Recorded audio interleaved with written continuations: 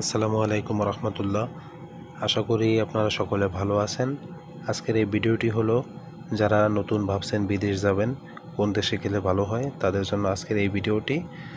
আমি আপনাদেরকে সাজেস্ট করব যেই দেশের কথা, সে দেশে কিন্তু আপনি যদি ফ্রি ভিসায় আসেন তাহলেও ভালো ইনকাম করতে পারবেন এবং কোম্পানির ভিসায় আসলেও ভালো একটি অ্যামাউন্ট ইনকাম করতে পারবেন, যেটা আমি নিজেই তার প্রমাণ। আমি নিজেই কিন্তু এখন সৌদি আরবে ফ্রি ভিসায় আছি। কোম্পানি ভিসায় আসলেও খারাপ হতো না, অবশ্যই ভালো কোম্পানি ধরে আসতে পারলে যথেষ্ট ভালো হবে। যেহেতু আমি এরকম ভালো কোম্পানি ভিসা পাইনি, আমি কিন্তু ফ্রি ভিসায় আসছি।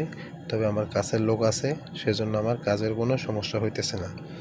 আপনাদের যদি কাছের লোক থাকে এবং যারা বন্ধুবান্ধব আত্মীয় স্বজন ভাই ব্রাদার আছে, তাদের মাধ্যমে যদি আপনারা বিদেশ আসেন তাহলে কিন্তু যে রাষ্ট্রে যাবেন সেখান থেকেই ভালো কিছু ফলাফল পাবেন।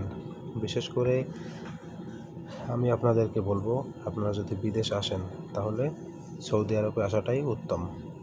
কারণ সৌদি আরবে আসলে সেখান থেকে কিন্তু আপনারা ভালো একটি অ্যামাউন্ট উপার্জন করতে পারবেন মাস শেষে ইনশাআল্লাহ। কত টাকা ইনকাম করা যায় ফ্রি ভিসায় এবং কোম্পানির ভিসায় এই ভিডিওর শেষে ইনশাআল্লাহ বলবো। ধৈর্য সহকারে আপনারা ভিডিওটি দেখে যাবেন যে কত টাকা ইনকাম করে যায়। এক বিন্দুও এর ভিতরে মিথ্যা কোনো কথা পাবেন না। ধৈর্য সহকারে ভিডিওটি শুনুন, ভিডিওটি দেখতে থাকুন। কত বেতন পাওয়া যায় আমি এই ভিডিও শেষে বলবো। তাই আপনারা এর আগে কিছু কথা, সেটা হলো আপনারা অপরিচিত মানুষের মাধ্যমে বিদেশ আসবেন না। দালাল ধরে বিদেশ আসলে বেশিরভাগই কিন্তু সমস্যা হয়।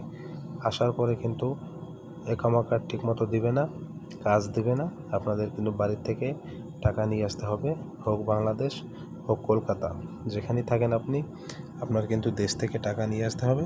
তারপরে কিন্তু এখানে রুম ভাড়া খানা দিতে হবে, মানে খানার টাকা বাড়ি থেকে এনে দিতে হবে। তাই আপনি যদি আপনার পরিচিত লোক হয়, কাছের মানুষ থাকে, তাহলে আপনি বিদেশে আসবেন। আসলে একটি ভালো অ্যামাউন্ট মাস শেষে ইনশাল্লাহ আপনি পাবেন। তাই আপনি যদি সৌদি আরবে আসেন তাহলে আপনার জন্য প্লাস পয়েন্ট হবে, আপনার ইনকামটাও ভালো হবে। পাশাপাশি আপনি একজন মুসলিম হিসেবে বা অন্য কোনো ধর্মের হলেও আপনি কিন্তু মক্কা মদিনা চাইলে কিন্তু দেখে আসতে পারবেন, আপনার কিন্তু সুযোগ হবে। তাই আপনি যদি সৌদি আরবে, ভাগ্যে কিন্তু সৌদি আরব হয় না, হয় Europe, America, Canada, Kuwait, Bahrain, Oman, বিভিন্ন রাষ্ট্র আছে। আপনারা কিন্তু সেখানে গিয়েও দেখতে পারেন, কিন্তু খুব সহজে কিন্তু ওমরা করার সৌভাগ্য হয় না। তাই আপনি যদি চান যে বিদেশ যাবেন, তাহলে একজন মুসলমান হিসেবে আপনার কর্তব্য হবে সৌদি আরবে আসা। আপনি এখানে আসলে ইনকামও করতে পারবেন, টাকায় বরকতও হবে, প্লাস আপনি এখান থেকে ওমরাও করতে পারবেন। আল্লাহর ঘর এবং নবীজির রওজা আপনার জিয়ারতের সুযোগ হবে এবং দেখারও সুযোগ হবে। তাই আপনি যদি আসতে চান তাহলে সৌদি আরবে আসলে ভালো হবে, অবশ্যই ভালো হবে।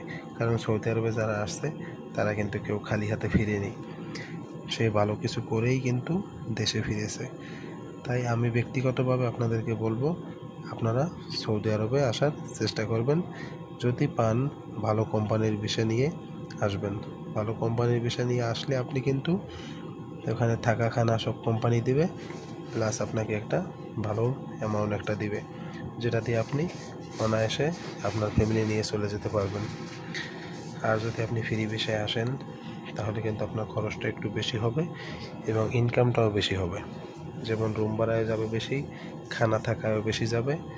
এরপরে আপনার ঘন্টা হিসাবে কিন্তু আপনি টাকাটাও আবার বেশিই পাবেন। যদি ভালো সাপ্লাই হয় বা ভালো লোকের মাধ্যমে কাজ করতে পারেন, আপনি কিন্তু সুন্দর মতো মাস শেষে টাকাটা পাবেন। হয়তো এখন বর্তমান সাপ্লাইরা কী করে, 2 মাস 10 দিনে টাকা দেয়, 1 মাস পর পর টাকা দেয় না। এরকম সাপ্লাই খুব কমই আছে যারা 2 মাস পরে টাকা দেয়, 1 মাসের টাকা তাদের হাতে থাকে। তাই আপনি যদি ভালো সাপ্লাই ধরে কাজ করতে পারেন, আপনি কিন্তু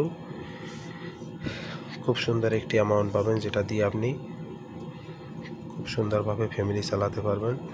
আর এখন পর্যন্ত কিন্তু কোনো লোকেই বলে নাই কত টাকা পাওয়া যায় মাস শেষে, বিদেশিরা কত টাকা ইনকাম করে।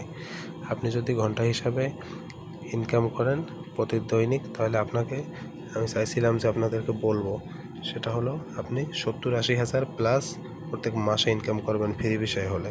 কোম্পানি বিষয় হলে 40-50 হাজার টাকা ইনকাম